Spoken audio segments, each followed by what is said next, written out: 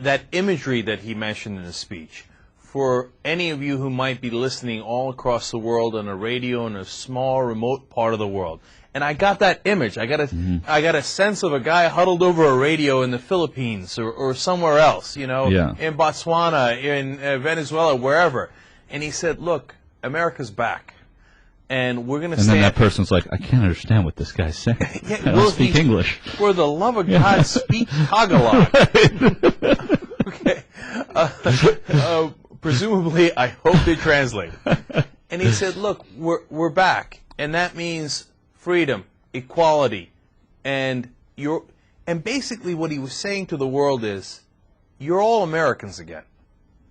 You all can believe in America again. The dream is alive, and I'm here to tell you it's going to be okay, and we're going to be on your side."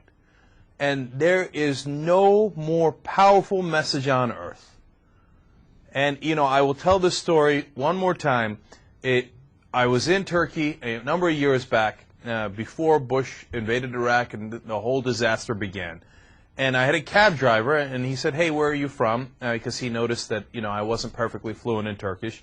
And I said, "Oh, I grew up in the United States, so I'm American." And he said, "Oh, that's funny. I'm American, too." I said, "Really? You don't sound American." And you're a cab driver in Istanbul. Right. And I said, "So where part of America are you from?" Oh, he said, "Oh, I've never been to America." I said, "Really? So how come you're an American?" He said, "I believe in America. And that's why I'm an American. In my heart, I'm an American." And you can't understand how powerful that is, especially because Turks have such enormous national pride. Really? Right? Yeah. I don't know if you can tell, right? And for him to say, no, above even being Turkish, I am an American, right? To a man who had never been to America. Now, in these last 7 years, we lost them.